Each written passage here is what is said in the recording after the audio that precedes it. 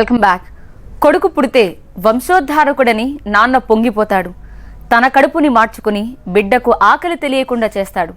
రెక్కలు ముక్కలు చేసుకుంటాడు. కష్టాలని వరాలుగా స్వీకరిస్తాడు. కానీ బిడ్డకు బంగారు భవిష్యత్తును అందిస్తాడు.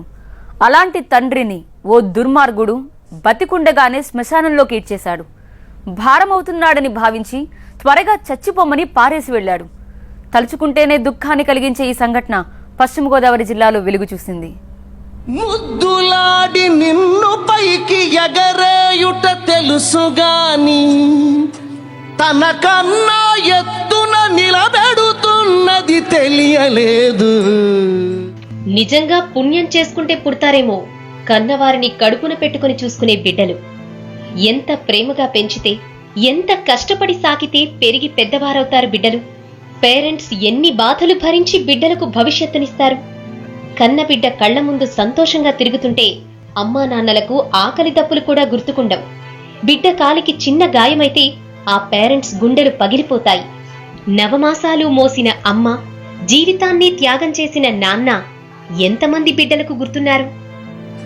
చేయి పట్టి నాన్న నన్ను నడిపించుట తెలుసుగాని నా యాత్రకు శ్రీకారం చుడుతున్నది తెలియలేదు.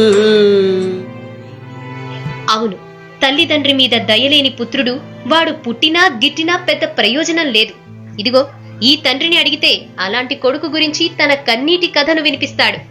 భుజాల మీద ఎత్తుకుని మోసినందుకు చిరిగిన గుడ్డలను బహుమతిగా ఇచ్చాడు ఇతని కొడుకు. అల్లారు ముద్దుగా పెంచి పోషించినందుకు అన్నం పెట్టకుండా చావు దగ్గరకు చేర్చాడు. కష్టపడి కొడుకుని ప్రయోజకుణ్ణి చేసినందుకు ప్రాణంతోనే శ్మశానంలో ఈడ్చిపారేసి వెళ్లాడు. నీళ్లను కూడా దాచి నాకై చెమటగా ఖర్చు పెడుతున్నది తెలియలేదు. నెరిసిన గడ్డం, చిరిగిన దుస్తులు, కదల్లేని దేహంతో గత 4 రోజులుగా శ్మశానంలో చావుకై ఎదురుచూస్తూ గడిపిన ఇతని పేరు పట్నాల కాశీ. ఇతనికి 3 కూతుళ్లు, ఒకే ఒక్క కొడుకు. ఒళ్ళు సహకరించినంతకాలం స్వర్ణకారుడిగా పనిచేశాడు.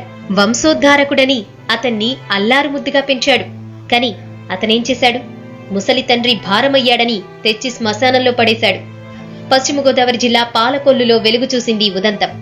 4 రోజుల క్రితం పట్నాల కాశీని అతని కొడుకు పాపారావు తీసుకొచ్చి ఇలా ప్రాణంతోనే శ్మశానంలో వదిలేసి వెళ్లాడు. కాటికాపరికి 200 రూపాయలిచ్చి ఈ ముదుసలి చనిపోయిన తరువాత సమాచారం ఇమ్మని చెప్పాడు. గడిచిన 4 రోజులుగా తాగడానికి నీళ్లు లేక, తినడానికి తిండి లేక ఆకలితో మలమల మాడుతూ దేవుడా నాకెప్పుడు చావును ప్రసాదిస్తావని వేడుకుంటూ నరకాన్ని అనుభవించాడు కాశీ. ఎవరు తీసుకొచ్చారు?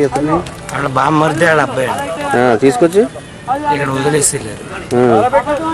మమ్మల్ని పెట్టారండి. చూస్తూ ఉన్నాం. డబ్బులు అని ఇచ్చారు మీకు? డబ్బులు అంటే అక్కడి నుంచి తీసుకొచ్చిన వాళ్ళకి ఇచ్చేస్తారు. బతుకుండగానే ఇక్కడికి వదిలేశారు. బతుకుండగానే కప్పెట్టేయమన్నారు. ఇక మాకు ప్రాణం లేకపోతే ఏదైనా మత్తు ట్యాబ్లెట్లు వేసి చేసేమన్నారు. అయితే ఈ విషయం ఈ నోట ఆ నోట స్థానిక ఎమ్మెల్యే రామానాయుడు చెవిన పడింది. మానవత్వం మర్చిపోయి పాపారావు తండ్రిని ప్రాణంతోనే శ్మశానంలో వదిలేసి వెళ్లిన విషయం తెలుసుకుని సంఘటనా స్థలానికి చేరుకున్నారు. అపస్మారక స్థితిలో ఉన్న కాశీని హాస్పిటల్ కి తరలించారు. ఇటు కాశీని నిర్లక్ష్యంగా వదిలేసిన అతని కొడుకు పాపారావు, 3 కూతుళ్లపైన కేసులు పెట్టమని పోలీసులకు ఫిర్యాదు చేశారు. మనకి చిన్నప్పటి నుంచి కూడా మనకి ఏది కావాలో, ఏ సమయానికి ఏది కావాలో అది అందించేటువంటి మన తల్లిదండ్రులను ఈరోజు ఈ రకంగా చూసుకుంటున్నామంటే ఈవేళ సభ్య సమాజం అంతా కూడా తలదించుకోవాల్సినటువంటి పరిస్థితి ఉంది.